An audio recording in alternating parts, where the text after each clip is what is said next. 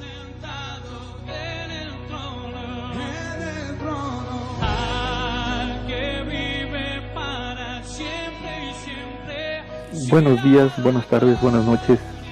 Que el Señor te bendiga.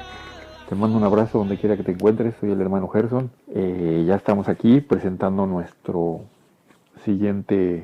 la continuación de nuestro estudio con muchos retrasos, pero el Señor hace su voluntad. Y bueno, estamos en el tiempo de Él y no el de nosotros. Una disculpa porque no habíamos podido publicar los estudios por situaciones varias, pero repito, bueno, el Señor siempre tiene control. Entonces estamos de vuelta y vamos a retomar nuestro tema. Estamos hablando de la apologética, basándonos en la primera carta de Pedro, capítulo 3, versículo 15, si recuerdan, que dice: sino santificad a Dios el Señor en vuestro corazón, y estad siempre preparados para presentar defensa con mansedumbre y reverencia ante todo el que os demande razón de la esperanza que hay en vosotros. Amén. Ahora bien, la vez pasada ya habíamos comentado que íbamos a hablar de las diferentes doctrinas con las que comúnmente nos enfrentamos en el día a día y de las que tenemos que presentar defensa de la fe. Vamos a tomar las 4 más comunes. La más controversial la voy a dejar para el final. Voy a empezar con la doctrina católica.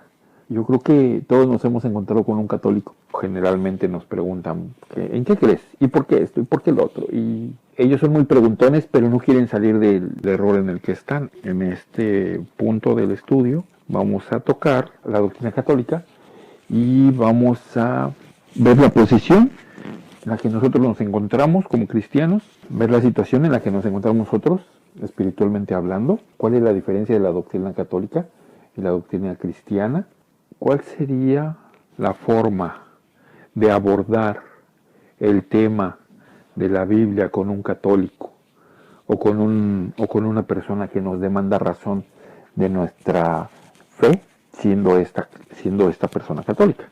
Vamos a iniciar puntualizando en qué se basa la doctrina católica. Uno de los puntos principales de la doctrina católica es el bautismo. Ellos enseñan que el bautismo salva. Es importante puntualizar esto. El bautismo salva, no Jesucristo. Ellos tienen muchas formas, o ellos han inventado muchas formas de salvar las almas, según ellos, o según esta doctrina. Y una de estas es el bautismo. El bautismo, según el catecismo de la Iglesia Católica, es el primer y principal sacramento del perdón de pecados, debido a que éste nos une con Cristo, quien murió por nuestros pecados y se levantó para nuestra justificación. Así que nosotros también podemos caminar en novedad de vida. Esto está en el Catecismo, que es el libro en el que se basa la doctrina católica. Nos merecemos la justificación por la pasión de Cristo y se nos concede a través del bautismo. Esta nos conforma a la justicia de Dios, el cual nos justifica y tiene por meta la gloria de Dios y la de Cristo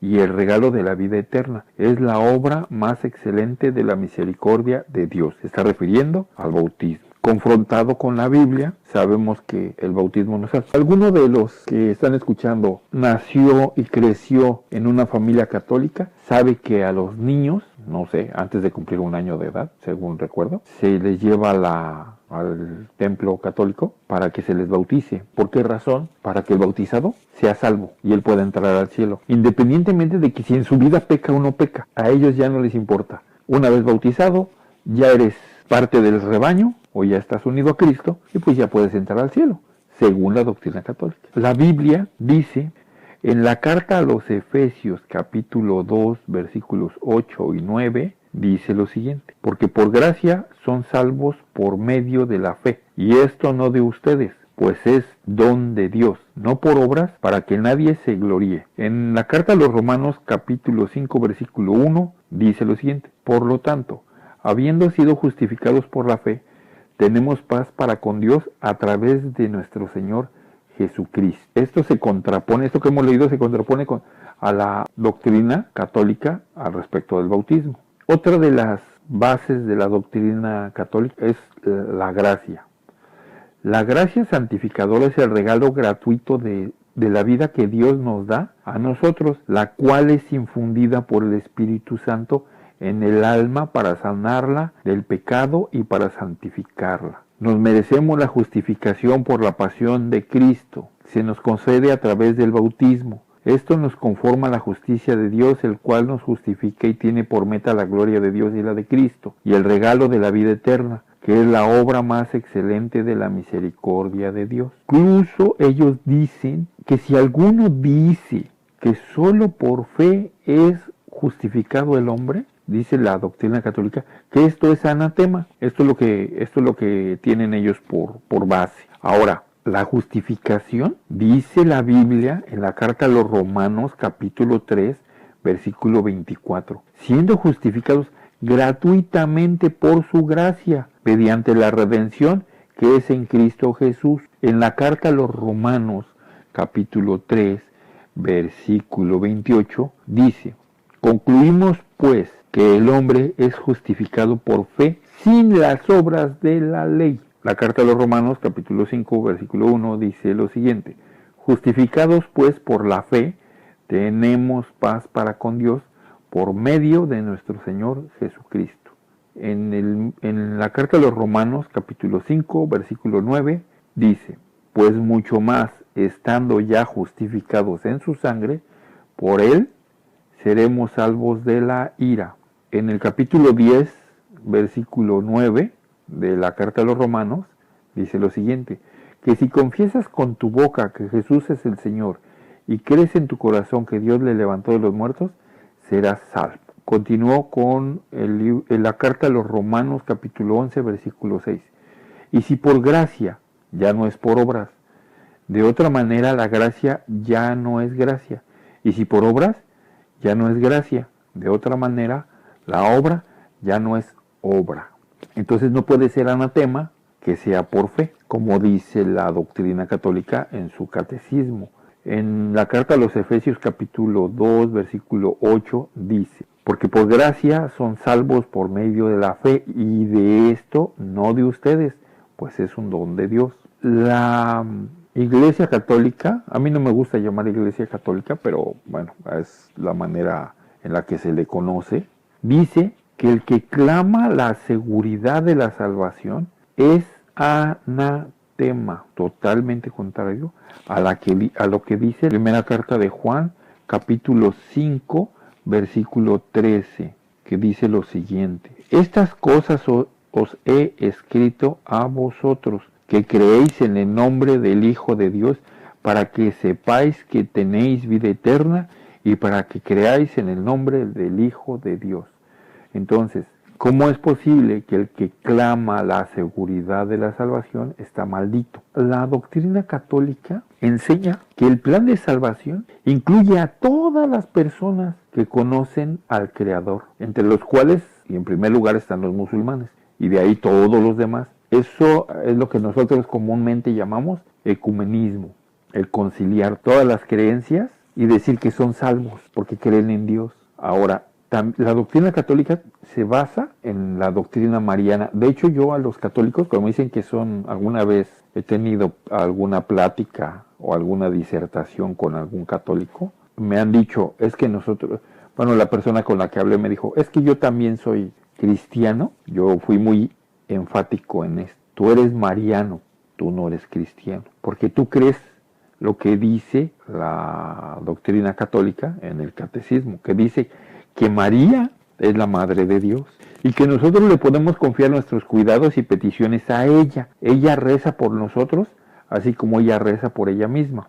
Al confiar nuestros rezos a ella, nos abandonamos a la voluntad de Dios juntamente con ella. La doctrina católica dice que al pedirle a María que rece con nosotros, nos reconocemos pobres pecadores y nos dirigimos a la Madre de Misericordia, a la que es toda santa. Nos damos ahora a ella en el día a día de nuestras vidas y amplía más nuestra confianza en el momento presente para el completo cuidado de ella a la hora de nuestra muerte. Ellos también enseñan que María fue llevada al cielo para no dejar a un lado el oficio de salvar, sino que por su intercesión múltiple continúa dándonos los dones de la salvación eterna. Por lo tanto, la Santísima Virgen es invocada en la Iglesia bajo los títulos de abogada, ayudadora, benefactora y mediadora. María es madre de los miembros de Cristo. Esto es lo que ellos enseñan. Ella fue mantenida libre de toda mancha de pecado original. Ella es reina de todas las cosas. Por el rezo de María, ella libera nuestras almas de la muerte. Y por su múltiple intercesión continúa trayendo los dones de salvación eterna. Incluso ellos tienen fiestas litúrgicas dedicadas a la Madre de Dios y a los rezos marianos, como el rosario. Ellos también enseñan que María, o cuando el curso de su vida terrenal fue completado, fue llevada en cuerpo y alma a la gloria del cielo. Dicen ellos que cuando María es el objeto del rezo y adoración, ella impulsa a los fieles a llegar a su Hijo. María, por gracia, ha sido exaltada sobre todos los ángeles y hombres a un lugar donde el Hijo de ella es segundo. Esta madre está esperándolo y preparándole a usted su hogar. Esto está escrito en el Manual del Católico. Quiero abrir un paréntesis aquí. Yo soy originario de México y ha sido ese país catalogado como el mayor centro de adoración a una virgen llamada la Virgen de Guadalupe, porque según la doctrina católica hay muchas vírgenes o tienen diferentes nombres, pero son la misma: la Virgen del Carmen, la Virgen del Cobre, la Virgen Morena, la Virgen de la Macarena, la Virgen del Monte, la Virgen del Agua, la Virgen, bueno, infinidades. Cuenta una historia, allá en un monte, a un indio se le apareció, según la leyenda, la historia, la Madre de Dios, y le dio un mensaje. En este lugar se construyó un templo enorme que se llama la Basílica de Guadalupe. Esto está en la Ciudad de México, donde se le adora. Incluso se tiene ahí una imagen de ella. Y algo que me llama la atención es que supuestamente el personaje del que hablamos ha aparecido en muchos lugares y ha dado infinidad de mensajes. Lo cierto es que en la carta a los Gálatas, capítulo 1, versículos del 8 al 11, dice lo siguiente: mas si aún nosotros, o un ángel del cielo, os anunciare otro evangelio diferente del que os hemos anunciado, sea anatema. Como antes hemos dicho, también ahora lo repito: si alguno os predica diferente evangelio del que habéis recibido, sea anatema. Pues, ¿busco ahora el favor de los hombres o el de Dios? ¿O trato de agradar a los hombres? Pues si todavía agradara a los hombres, no sería siervo de Cristo. Mas os hago saber, hermanos, que el evangelio anunciado por mí no es según hombre.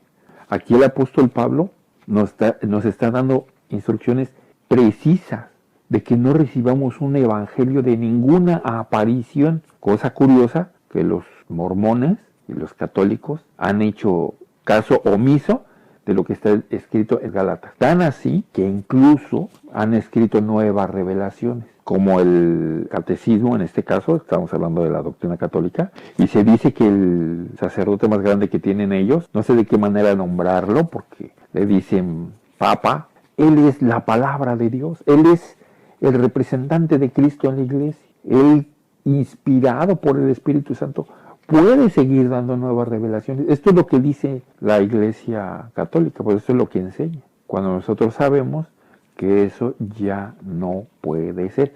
Y al final del estudio vamos a dar las bases de por qué eso no puede ser. Lo vamos a dar al final porque nos vamos a referir también a las nuevas revelaciones que ha habido ahora en el neocristianismo, porque también lo vamos a tocar. Es un tema bien controversial, por eso lo vamos a dejar para el final. ¿Qué dice la Biblia al respecto de María? La Iglesia Católica, o la doctrina católica, dice que ella es la siempre virgen. Ellos pueden interpretar o torcer o malinformar lo que está escrito en la Biblia, pero lo cierto es que la verdad ahí está. Y dice: y despertado José del sueño, hizo como el ángel del Señor le había mandado y recibió a su mujer, pero no la conoció hasta que dio a luz a su hijo primogénito y le puso por nombre Jesús. Eso está en el libro de Mateo, capítulo 1, versículo 25. Cuando dice aquí que no la conoció, esto es tener relaciones sexuales. Le digan como le digan y le cambien como le cambien. Esto significa, él no la conoció hasta que dio a luz a su hijo primogénito. Incluso la Biblia habla de los hermanos de Jesucristo. Jesucristo tenía hermanos y hermanas. María, la mujer muy bendecida, también necesitó de un Salvador, porque todos los pecadores necesitamos un Salvador. Entonces María dijo: engrandece mi alma, mi espíritu se regocija en Dios, mi Salvador. Si ella no era pecadora, ¿para qué necesitaba un Salvador? Eso está en el libro de Lucas, capítulo 1, versículos 46 y 47. Hay muchas referencias en la Biblia al respecto de los hermanos y hermanas de Jesucristo. En el libro de Mateo, capítulo 13, versículo 53, en adelante, dice lo siguiente. Aconteció que cuando terminó Jesús estas parábolas, se fue de allí, y viniendo a su tierra, les enseñaba en las sinagogas de ellos, de tal manera que se maravillaban y decían: ¿de dónde tiene esta sabiduría y estos milagros? ¿No es este el hijo del carpintero? ¿No se llama su madre María y sus hermanos Jacobo, José, Simón y Judas? ¿No están todas sus hermanas con nosotros? ¿De dónde pues tiene todas estas cosas? Y se escandalizaban de él, pero Jesús les dijo: no hay profeta sin honra, sino en su propia tierra y en su casa.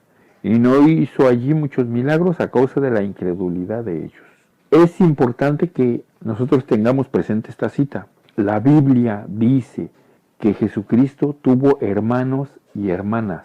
Quiere decir con esto que María no es la siempre virgen de la que hablan los católicos. Esta tiene que ser otra María. Podría dar otros ejemplos, pero creo que este es muy claro y muy conciso. Los católicos también hablan de un lugar llamado el purgatorio. ¿Qué es el purgatorio? Dice la doctrina católica: la verdad ha sido revelada divinamente de que a los pecados les siguen los castigos. La santidad y justicia de Dios así lo impone. Los pecados deben de ser expiados.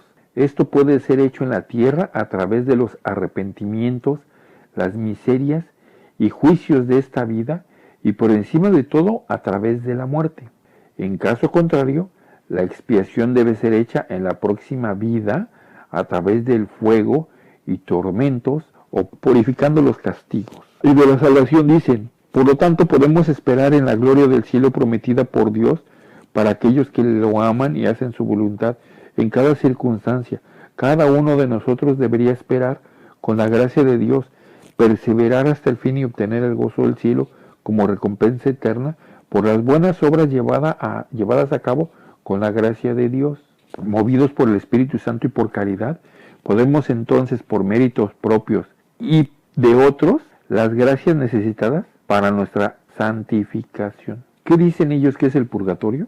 El purgatorio es un lugar de castigo temporal donde el católico romano es limpiado del pecado antes de que pueda entrar al cielo. Quiero abrir aquí un pequeño paréntesis para contarles una anécdota que me ocurrió en una ocasión en un lugar donde yo me encontraba. Estaba una mujer que tenía entendido que yo era cristiano. Bueno, en el lapso de estar en ese lugar, por cuestiones de trabajo, cuando tuve oportunidad de abordarme esta persona y querer hacer plática conmigo, lo primero que hizo fue preguntarme: ¿eres tú cristiano, verdad? Yo le respondí que sí. Y ella me dijo: yo soy católica. Yo le pregunté: ¿en qué se basa la doctrina católica? Y ella me dijo: en la Biblia. Yo le pregunté: ¿la has leído? Y me dijo: no, pero yo respeto todas las religiones. A lo cual le pregunté: ¿qué es religión para ti? Y me dijo: mi fe. Yo le pregunté: ¿qué es fe? Y me dijo: pues en lo que yo creo. Le pregunté: ¿y en qué crees? Y me dijo: pues en la Biblia. ¿Notas la inconsistencia aquí? Ella me dijo que es católica porque su doctrina se basa en la Biblia, pero no la ha leído. Entonces, ¿en qué creen los católicos? ¿Creen en la Biblia o no creen en la Biblia? Ellos dicen, algunos católicos dicen que nosotros los cristianos idolatramos un libro. Esa es su manera de atacarnos. Cuando sabemos que la máxima y única revelación de Dios está en la Biblia, no hay otra. Quiero cerrar este paréntesis haciendo una pequeña acotación. Conozco profesantes de la doctrina católica que van a su culto, a lo que le dicen ellos misa, pero ellos no adoran ídolos, no adoran a los muñequitos esos que tienen ahí, a las estatuas y eso que tienen ahí. Es sabido que la doctrina católica insta a los creyentes, a sus practicantes, a rezarle a las imágenes y a pedirle a las imágenes, a hacer unas cosas que se llaman mandas y hacer ciertas prácticas, digamos, un poco extrañas. Entre ellas, por ejemplo, cuando alguien muere, si tú vas a ver a un cura y le pagas dinero para que haga una misa a nombre de la persona fallecida, según con esto, él ya asegura la salvación, él ya no va a ir al infierno. Lo sacan del famoso purgatorio, donde está es como la antesala de ya sea el cielo o el infierno. Otra de sus prácticas, el hacer, bueno, he visto gente que, esto le llaman penitencia, se van de rodillas por kilómetros y kilómetros y kilómetros y kilómetros, o se flagelan o se lastiman el cuerpo, ¿no? Y esta práctica, pues, dicen ellos que no la promueven, pero tampoco la han prohibido. También contraviniendo a la palabra de Dios, en el libro de Deuteronomios capítulo 5, versículos 7, 8 y 9. No tendrás dioses ajenos delante de mí. No harás para ti escultura ni imagen alguna de cosa que esté arriba en los cielos, ni abajo en la tierra, ni en las aguas debajo de la tierra.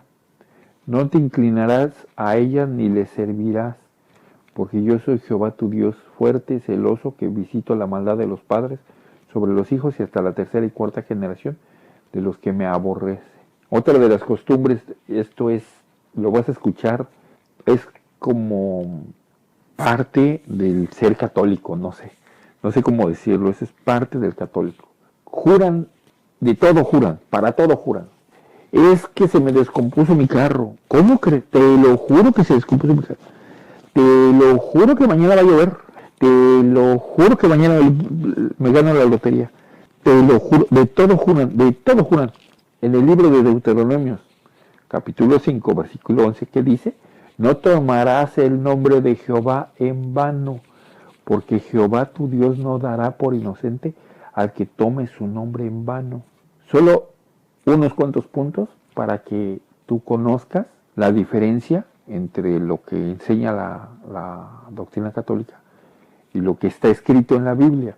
Si tú apuntas estos versículos y los guardas y los memorizas, por lo menos en qué libro están y en qué el libro y capítulo, y se los dices a un católico, te van a tachar de hereje, porque ellos dicen que no es así. Que no es así. La mayoría, no digo que todos, ¿verdad? Repito, no todos. En su mayoría. Y si tú le dices, bueno, ellos dicen incluso, bueno, es que nosotros no adoramos imágenes, las veneramos. En el diccionario de la Real Academia de la Lengua Española, venerar y adorar es lo mismo. Alguien me ha preguntado qué opino de eso. Yo le digo, mira, yo no le rezo ni a San Pancho, ni a San Juancho, ni al Santo Niño de Antorcha, ni a San Pillín, ni a San Panzón, ni a Sándwich. ¿Por qué? Dice la Biblia que solo hay un camino para llegar al Padre. Y este camino es Jesucristo. En el libro de Juan, capítulo 14, versículos del 6 al 9, dice lo siguiente. Jesús les dijo: yo soy el camino, y la verdad, y la vida. Nadie viene al Padre, sino por mí. Si me conocieses, también a mi Padre conoceráis. Y desde ahora le conocéis y le habéis visto. Felipe le dijo: Señor, muéstranos el Padre y nos basta. Jesús le respondió, Jesús le dijo: ¿tanto tiempo hace que estoy con vosotros y no me has conocido, Felipe? El que me ha visto a mí, ha visto al Padre. ¿Cómo pues dices tú, muéstranos al Padre? ¿Quién es el único camino? ¿Quién es la única verdad? ¿Y quién es la única vida que nos lleva hacia Dios? Jesucristo. En el libro de Juan capítulo 11, versículo 25, Jesucristo dijo lo siguiente: yo soy la resurrección y la vida. El que cree en mí, aunque esté muerto, vivirá. En la primera carta de Juan capítulo 2, versículo 1 dice lo siguiente: hijitos míos, estas cosas os escribo para que no pequéis. Y si alguno hubiere pecado, abogado tenemos para con el Padre, a Jesucristo el justo. ¿Has notado que aquí no menciona a ninguna virgen? Tampoco menciona a ningún santo, ni a San Pillín, ni a San Panzón, ni a Sandwich, ni al Santo Niño de Antorcha. El único camino para llegar a Dios es a través de Jesucristo. Esto es lo que nosotros tenemos que contestarle al católico cuando somos demandados por nuestra fe. Con esto vamos a terminar. Ahora tenemos una base, si somos demandados de nuestra fe y de nuestra esperanza en Cristo por algún católico, ya tenemos un entendimiento de lo que, a grosso modo, de lo que a ellos se les enseña o de lo que se supone que ellos aprenden en la doctrina católica. Ya podemos pues contestar de una manera lógica y con una base bíblica, que eso es lo más importante. Hermanos, que el Señor les bendiga. Muchas gracias por escucharnos. Disculpen la tardanza. Si necesitan más información, háganoslo saber a través de nuestra página de Facebook, es Congregación Gracia y Paz, en la comunidad de Google Plus, que es Comunidad Gracia y Paz, a través del hermano Gerson, a través de nuestro correo electrónico, comunidadgraciaypaz@gmail.com, y a través de mi correo personal, hermano-gerson@life.ca.k. Hermanos, siempre es un gusto y un placer. Muchas gracias a todos por sus comentarios, por su apoyo. Gracias por sus correos electrónicos. Gracias por el ánimo que siempre Dios pone a través de sus siervos para que continuemos. Ya que, bueno, sufrimos este atraso técnico, pero nos vamos a poner al día. Es siempre agradable, siempre es un honor servir al pueblo de mi Dios. Hermanos, que el Señor les bendiga, que el Señor les guarde. Gracia y paz.